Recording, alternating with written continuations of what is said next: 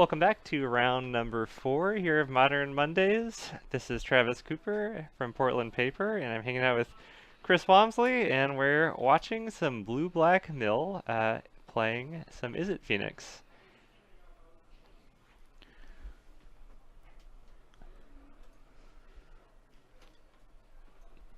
Yeah, so same Izzet Phoenix player as before. I think that mill might. It's kind of weird, right? So you might mill some Arclight Phoenixes over by accident, kind of turn your opponent's deck on. But I think that if you can really get some aggressive mill hands going, you're going to be pretty favored. Yeah, and Mill is also main decking Surgical Extraction, so Ooh, that is yeah. a... Is it surgical or is he on extirpate? I know some of the decks are playing extirpate. Jeremy, we got a catch a match with him last week, and I think, in fact, he was playing against Phoenix. They were playing against Marty Phoenix, I believe, last week. But yeah, definitely main decking Surgicals. That's definitely going to be a helpful card here. Thing in the Ice, less good when they're not bouncing anything. Still a fine card, but really looking for that upside of return a creature to your hand. And the only creatures really in the mill deck are like Hedron Crab and maybe Snapcaster Mage. I think Jeremy might be on Mission Briefing instead of Snapcaster Mage, which I think Mill is maybe one of the only decks in Modern where Mission Briefing actually is better because of being able to cast Archive Trap for free. Yeah, the only other card that I have, or the only other deck that I've seen Mission Briefing in is Sneak and Show and Legacy. I've seen a couple Mission Briefings in the sideboard of that one. Okay, get a Mesmeric Orb as a turn 2 play for Jeremy. And Jacob's going to fetch, and I'm curious if Jacob is realizing that this matchup is not about life totals and we'll get a land untapped, or if Jacob's going to get the land tapped. Tapped it is, which is going to be a free mill. Oh, Ooh! watch out, it's a trap. You've activated my trap card. Not top 8, that's top 13. That lightning bolt looks pretty sweet. Yeah. I like the NPR ones, I like the beta ones. Can I get 2 Phoenixes? Not a huge fan of foils, so I like the idea that you can have a full art without the foil. Big fan of that, but I am a big fan of beta and FBB bolts as well. A mountain and a Metamorphose. I imagine if Jeremy does not have a surgical, we're gonna see a couple Phoenixes coming back. It's a lot of Metamorphose. I'm unsure if I would have spent all 3 of them in that spot though. Yeah, I think it's like the best card in the deck, right? So kind of sandbagging some number of them seems correct. And we get a Thing in the Ice. Especially with a Thing in the Ice, the next turn we can really chain if we have some number of Metamorphose in our hand. No surgical. Looking like it's going to be a little rough here. Not sure what removal, if any, that Jeremy's playing in Wow. his deck. Jeremy mills 2 Archive Traps. Ooh.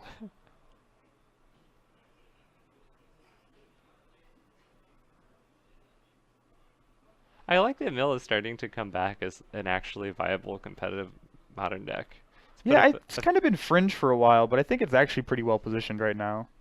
It's put up a fair amount of 5.0s online that I've read. And yeah, main deck Surgical is just super strong right now, especially when you're going to hit the card that you want to hit if it's in your hand usually, because you've already milled your opponent for anywhere between 10, 23, Do we know if Jeremy's version is playing the Visions from Beyond card? Yep, mill decks are pretty much all on Visions, one of the best cards to like regas, because mill is can sometimes be what people would consider like a worse burn, because it's easier, it takes less cards to get to 20 damage than it does to mill your opponent usually, for all of their cards, except Visions of Beyond really allows you to like break serve in that, and yeah, one of the best cards in the deck. It looks like, depending if we end with a Faithless Looting in hand or not, we might have lethal here if we get the chain going. Has to be Faithless Looting though. I'm assuming that the blue-black mill list also plays some amount of Fatal Push. I remember seeing that from previous iterations of Jeremy's deck. Definitely helps a lot.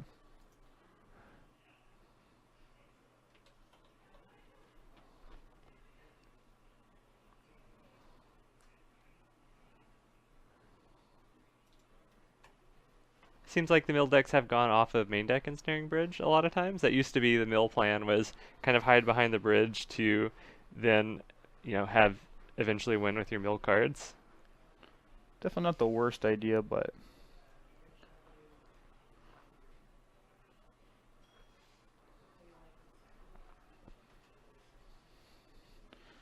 a little unfortunate of a interaction to get those Phoenixes back in the hand here, but Oh, they're gonna come. Oh, no Faithless looting. Oh, yeah, wow. no looting. Oh, that's a bit punished. Especially having spent those Metamorphose earlier. Yeah, I'm not sure that I'm a huge fan of flipping Thing in the Ice there. I think just attacking is fine. Also, because Fatal Push isn't out, and your opponent is playing black to Thing in the Ice, but is not an out in that situation to the Phoenixes. Gonna get Return of the Crab. And there's that Field of Ruin. Interesting interaction with Field of Ruin. You can fail to find your land, but you still have to search, so it interacts very favorably with Archive Trap. Very interesting here. If Jeremy has found a surgical extraction, kind of wanting Jacob to mill over that 4th Arclight Phoenix. Well, there's that final Metamorphose.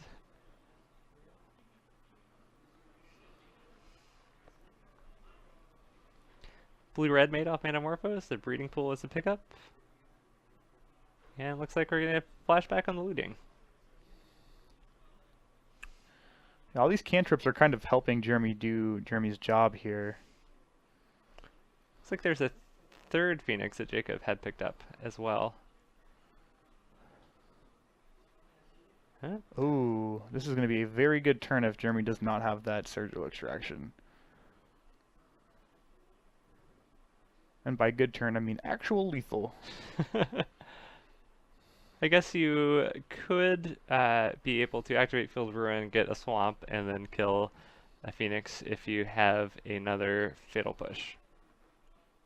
It's asking a lot, though, and definitely don't have the surgical there. Oh, it seems like we may have had the life totals a little bit incorrect there. Jeremy is going to 1. I think there's a collective brutality last turn that gained some life. Or the turn before, maybe.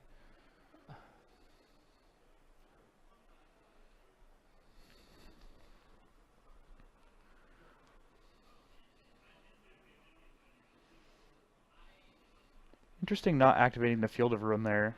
I think it's saving it in case you draw an Archive Trap or a Mission Briefing.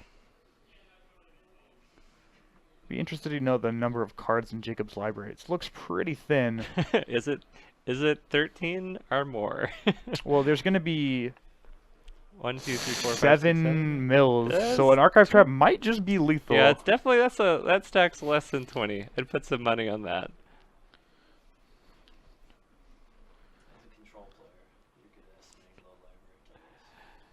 That is true. Our producer chimed in a little bit and mentioned that as a control player, I'm pretty efficient at estimating how many cards are left in a deck, and I'm saying there's 12 cards left apparently.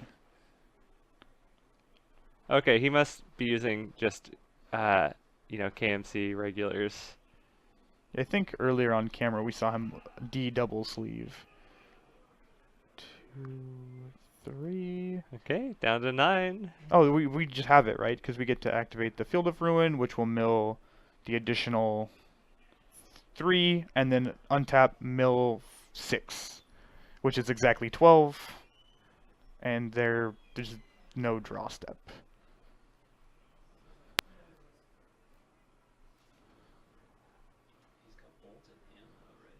Yeah, Jacob does.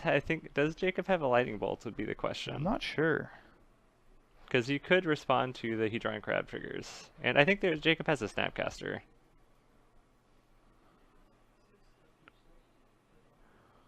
Oh,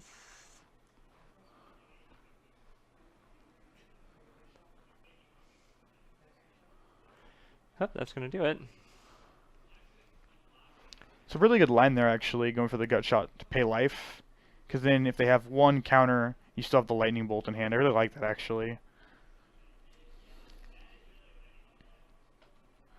Very solid line there by Jacob.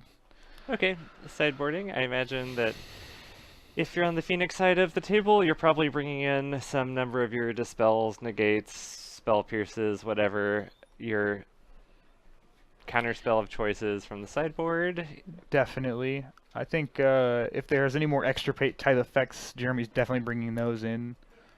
I think the question may be whether Jacob wants to bring in an Ancient Grudge.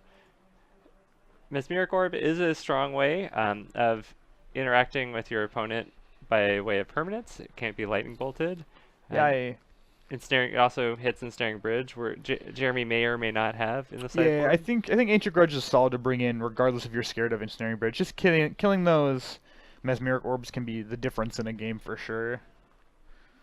And mill does seem very similar to burn, where you're doing a lot of your damage or you're milling with spells, but to really like cross the line, you need a permanent, like a creature that's attacking for a couple turns, or a creature that's milling your opponent. Definitely. I think that this Izzet Phoenix deck's pretty complex in the sense that it's cantripping so much, it's drawing so many cards, and in a normal game is going through maybe half of its deck already, so it's doing a lot of the mill deck's work for it.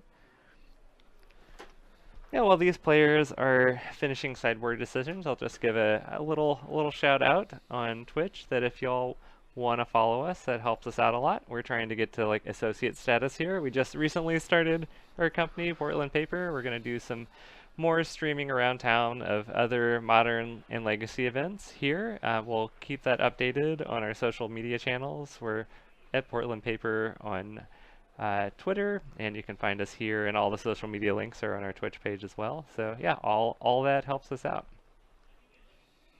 Do you do social media? Do you have like a Twitch?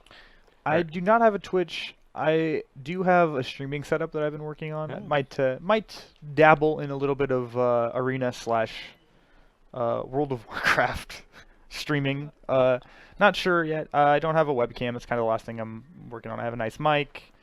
Got the computer that's capable of doing it, so maybe that. I don't really use social media all that much. It's not really my jam. Yeah, we're trying to get a lot of trying to gather some interest and do some more paper events. There's a couple big tournament series that happen around Portland that we're like in talks with, maybe hosting those. That could be pretty fun. Yeah, the local scene here in Portland's pretty nice. There's a decent amount of stores all trying to create a sense of community, especially modern. Modern's definitely the most popular format here in Portland. Get F&M draws here at Guardian, 50 plus on a regular night. I would say minimum for Mondays or Fridays are probably 35 people, and we've maxed out at over 100 before, which is pretty wild. Yeah, pretty crazy to have such a high player base. Legacy scene's a little lacking as far as players, but I feel like that's kind of the MO of most places in the States. We usually get about 8. We can fire a tournament. It's pretty nice. And afterwards, we try to edit these clips and throw them up on YouTube with matchup titles. So if you want to watch Phoenix List, you can just do a search for that and find those. But it looks like our players are all shuffled up here, and I'm going to present and see if we're going to keep our 7.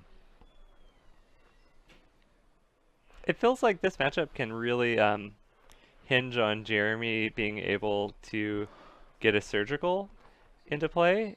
With those fatal pushes, it feels like he has a pretty solid interaction for Thing in the Ice, or with the fetch land, one of the Drakes. Yeah, the Drakes seem like they could be a real big headache if you don't have a removal spell, just because milling, you're going to make those guys a one-shot kill most of the time.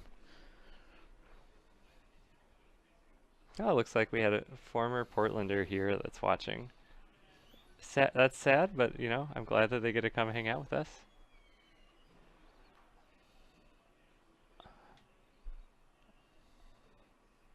So, dream hand for Jeremy. It's like turn 1 crab. We got some archive traps in there. We got some fetch lands. Let's see. Ooh. We got 2 Thing in the Ices. If we have a surgical extraction here, Lightning we get to get some real good value on those Thing in the Ices. Especially without seeing Faithless Looting in the opponent's deck. Jacob would have to get pretty lucky to start a chain of Phoenixes going on to draw a Looting and then draw the Phoenixes. If you don't have a surgical, are you gonna take the slight? I think so, yeah. I think taking a cantrip is pretty high EV when the opponent has basically nothing going on. Lightning Axe being very subpar in this matchup. Really only playing 4 creatures maybe. Not really what our game plan is, so definitely something that I think I would have looked to sideboard out. Not sure what was taken out, but that seems like an easy first cut to me. Card disadvantage card that doesn't really have an application in the matchup. Yeah, I feel like especially if you have lightning bolts, those can deal with a crab. So, Yeah, I mean, I'm oh, not cutting any kind of burn spell. there's a phoenix off the top. Yeah, milled with the mesmeric orb there.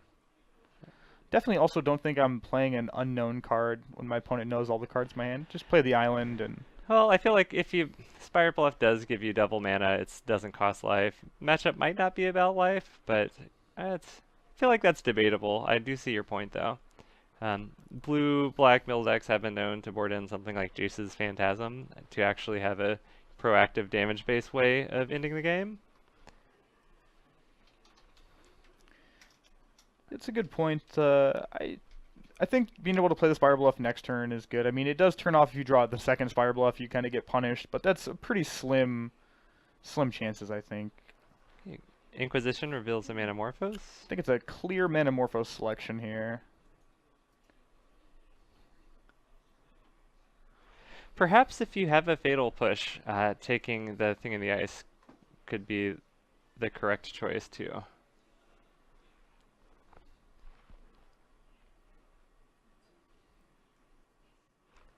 Seems not like straightforward decisions though. It really depends on the context of Jeremy's hand. And Yeah. even then, I'm not quite sure what the correct judgment is.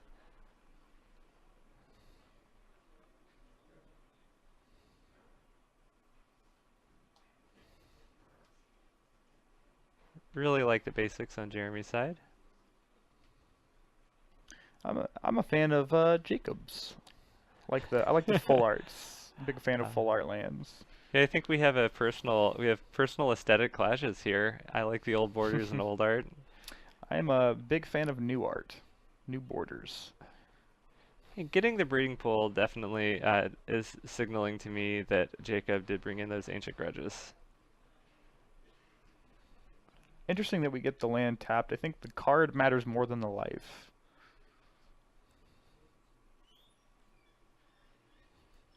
Oh, there is an ancient grudge that's going to be able to take care of that orb. Would have been able to take care of it this turn if we'd gotten the land untapped.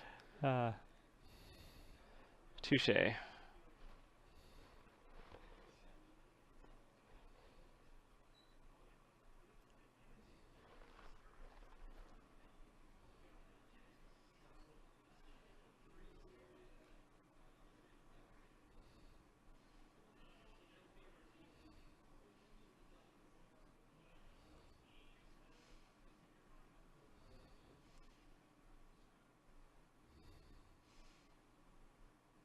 Oh, that was an interesting interaction. Jeremy tried to draw 3 cards off Visions of Beyond, and Jacob had exactly 20 cards in their graveyard, so they chose to flashback Ancient Grudge, so Jeremy would only draw 1 card.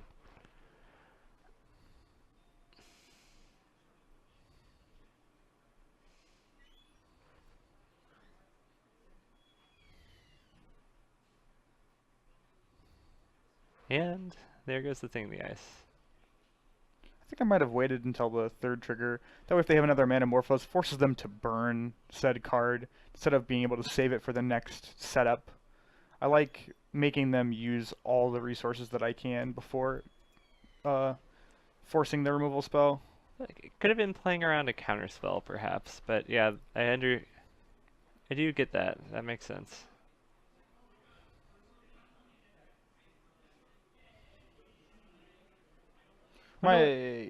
Yeah. I'm curious what Jeremy's leftovers are. They're not lands, and I think he may have missed a land drop here, which would lead me to believe that it's some other form of cards. I think there's just a fetch for nothing.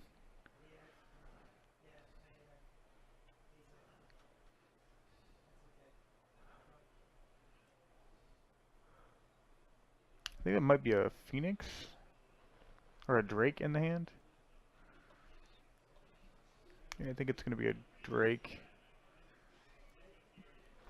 Perhaps Jeremy's sitting on some counter spells, but maybe they're a negate type effect. It's a very large Drake. Yeah, see, Drake here is a one-shot, almost by itself. It's one short. Yeah. I mean, Snaring Bridge would be a pretty sweet draw now that that grudge has already been flashbacked.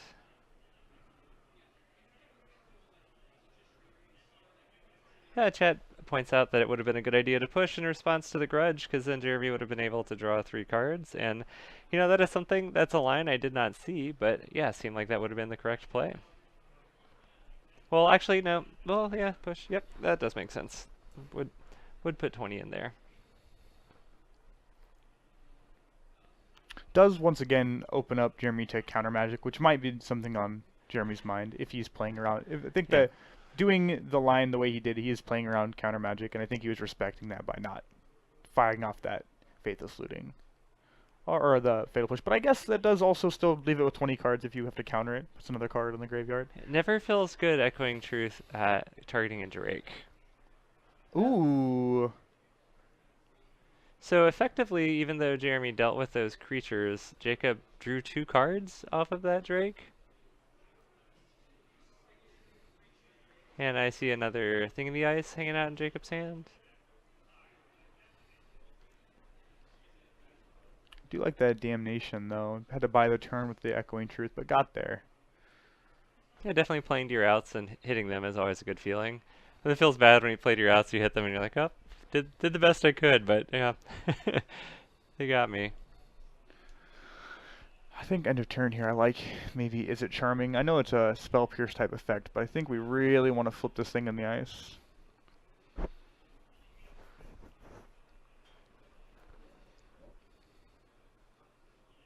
Feels like a lot of times Faithless Looting decks will hold on to lands in their hand instead of playing them out to discard to looting, but it seems like Jacob is wanting to use most of their mana each of these turns.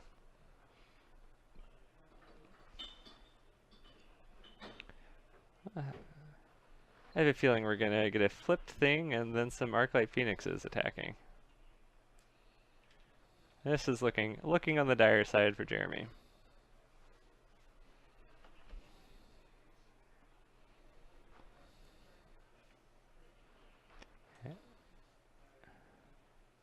And we get a draw 2, discard 2 off of Izzet Charm.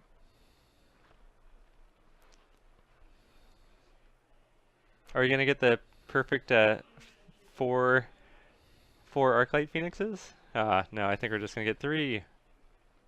Ooh, Crypt Incursion. All right. Gain 15 life and exile all of those Phoenixes. That is a very sweet card that I haven't seen in quite a while, actually. Going up to 26. Used to be very, very good tech against the Dredge deck. Wipe the board, Crypt Incursion. All right, we're back in this. We got an Inquisition, so we're seeing an Ancient Grudge, a Metamorphose, a Snapcaster, and that Lightning Axe still hanging out in the hand.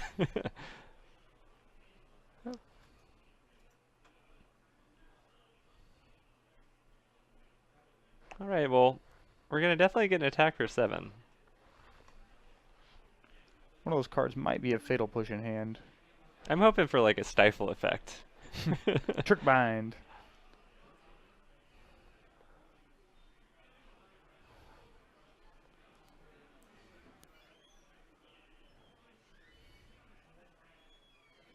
Oh, nope. So that's a clock that we've got going on here.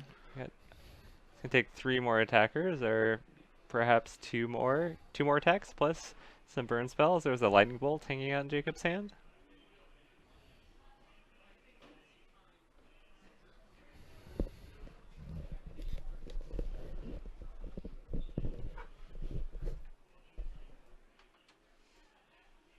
All right, we have an escalated Collective Brutality.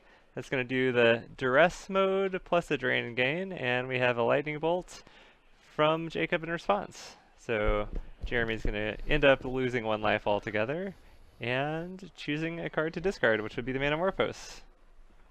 So just a Grudge and a Lightning Axe and a flipped Thing. Is Thing going to go all the way? Another Second Thing. thing. Here comes the damnation for the ultimate punish on that second thing in the ice. Yeah, Bridge doesn't really do it right here. Perhaps there's a Bantu's Last Reckoning? Oh! Oh, the called shot. Zing, zing, zing. Wow. We're running out of threats here. Yeah, I think that is all of the thing in the ices. There was 2 in the opening, and then that was 2 right there.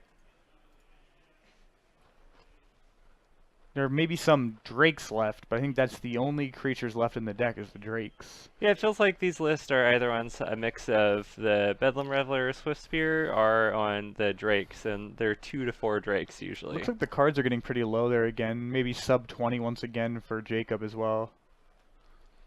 And Jeremy still has some leftovers in hand that are not lands.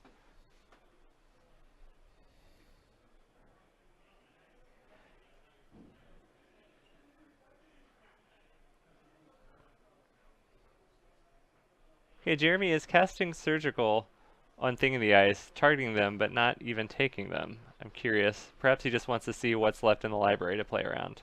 Yeah, the Drake got exiled earlier with that Crypt Incursion, so unfortunately can't target that one.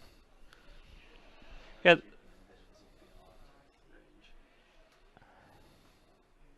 This is a pretty sick game here. I thought that Jeremy was pretty locked in a corner there, but that Crypt Incursion was not expecting that card.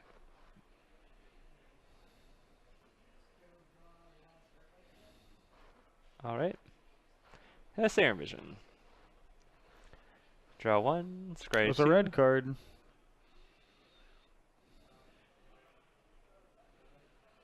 Was not the Arclight Phoenix. Those lands can't untap because of Bonte's Last Reckoning. Oh, yep. Got a little catch on that. Jeremy's lands actually don't untap, but seems like it's not going to matter. Chris on the fix. So Jeremy is currently at 8 life.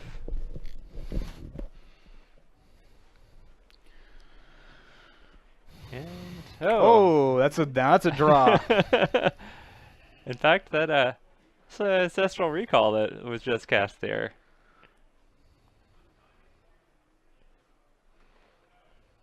Jeremy thinking whether or not to play the land in case draw something like Hedron Crab. 3 mana, Mesmeric Orb possibly. Orb is 2, Bridge is 3. I'm curious what else is 3. Maybe Planeswalker of some sort? We've yet to see a glimpse of the unthinkable.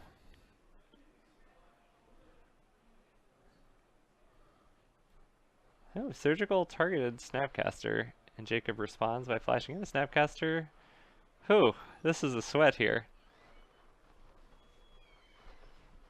I don't know, I kind of like targeting Izzet Charm here. I mean, we're pretty low on cards, but the cards in our hand are actually awful, so I think changing them in for 2 possibly good cards seems pretty good. Maybe the equation is we're running out of cards in the deck.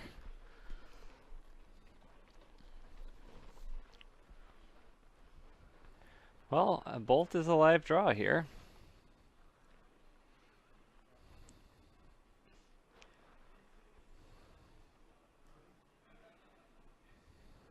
Whew, oh. And that's the game. Oh my gosh.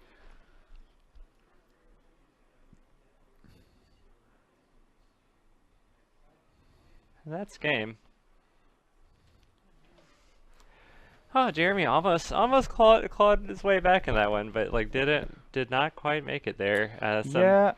interesting surgical choices at the end that seemed like I don't think they were the wrong decisions, but it Definitely think we saw no glimpse the unthinkable, which is I think a very important card. yeah, we didn't get any really strong mill effects that second game. And yeah, I think just Jeremy was able to draw some sideboard cards, but Jacob kind of outground it. But I did like, yeah, the Crypt Incursion was a Yeah, sweet that was a play. sweet, sweet play. Yeah, it seemed like there was only really the Mesmeric Orb and one Archive Trap as far as mill effects. Just a little bit rough. Got to get a little bit more than that going, it looks like. I think the Ancient Grudge was a really good call on Jacob's side for sideboard card and did some work in that matchup. Absolutely. All right, well, looks like most folks out there on the field are wrapping up with their games, so we're gonna call it a night here. But we're back. We're back on Mondays here at Guardian Games, 6:30 Pacific Standard Time, showing some Paper Modern. And yeah, you can always check out our Twitch or Twitter to get any updates of other events that we're doing. And thanks for hanging out.